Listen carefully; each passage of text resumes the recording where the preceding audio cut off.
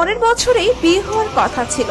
ঘটনার রাতে শেষবার 10টার সময় তিলোত্তমার গলা শুনেছিলেন তিনি। তারপর আর নয়, ফোন আর ধরেননি। 10টার সময় যখন কথা হয়েছিল, তিলোত্তমা তার বিশেষ বন্ধুকে জানিয়েছিলেন ব্যস্ত রয়েছি, একটু পরে ফোন করছি। কিন্তু সেই ফোনটা আর আসেনি। এতদিন কথা বলার মতো পরিস্থিতিতেই ছিলেন না তিনি। আজ প্রতিনিধির ফোনে কান্নায় ভেঙে পড়লেন তিলোত্তমার বিশেষ বন্ধু। কিন্তু বিশেষ বন্ধুর কথাই উঠে এলো বিস্ফোরক তথ্য। দেখুন বিস্তারিত আপডেটে। তার কথায় ঘৃণ্য আশু বিপদের আঁচ করেছিলেন তিলোত্তমা। তিনি বললেন, আমি রাত 10টায় ফোন করেছিলাম, আমাকে বলল একটু ব্যস্ত আছি, পরে ফোন করছি। সাধারণত রাতে ফোন করেন, কিন্তু সেই রাতে আর করেনি।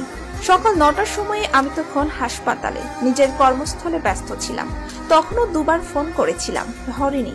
তারপর মেসেজ পাঠাই, তখনও নেই। আমি তো দুঃস্বপ্নের শেষ পর্যায়ে গিয়েও কখনো এই ঘটনা ঘটতে পারে ভাবতে পারিনি। স্বপ্নের শেষ। ফোনেই গলা ধরিয়ে এলো তিলোত্তমার বিশেষ বন্ধুর। সামনের বছরই বিয়ে হওয়ার কথা ছিল তিলোত্তমার, কিন্তু তার আগেই সব শেষ। তিলোত্তমার বিশেষ বন্ধু জানালেন, ঘৃণ্য আশু বিপদের আজ হয়তো আগেই করতে পেরেছিলেন তিলোত্তমা। আগে নাইট ডিউটি করতেন, কিন্তু সম্প্রতি নাইট ডিউটি করতে চাইতেন না তিলোত্তমা। বৃহস্পতিবার রাতেই ঘটে যায় অনর্থ। রাজ্যের গণ্ডি পেরিয়ে সেই ভয়াবহ ঘটনার রেশ পৌঁছেছে দেশ। কর্মবিরতির ডাক দিয়েছেন দেশের চিকিৎসকরা।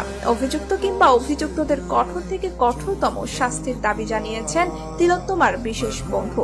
ইতিমধ্যে এই ঘটনা পুলিশের হাতে বেশ কিছু তথ্য এসেছে। ঘটনার রাতে তিলোত্তমার সঙ্গে ডিনার করেছিলেন 4 সহকর্মী। সেই 4 ডাক্তারকেও ইতিমধ্যে নোটিশ পাঠিয়েছে লালবাজার।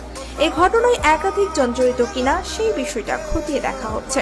অপরদিকে নির্যাতিতার বাবা সাফ জানিয়েছেন, এই ঘটনা কারো একার পক্ষে করা সম্ভব নয়, ডিপার্টমেন্টেরই লোক জড়িত। তাদের মেয়ে সেমিনার হলে রয়েছেন, সে কথা ওই অভিযুক্ত জানলো কিভাবে? প্রশ্ন তুলেছেন নিগৃহীতার মা। মুখ্যমন্ত্রীকেও সে কথা জানিয়েছেন তিনি বলে দাবি করেছেন। বন্ধুরা, আপনার কি মনে হয় তা কমেন্ট করে জানান।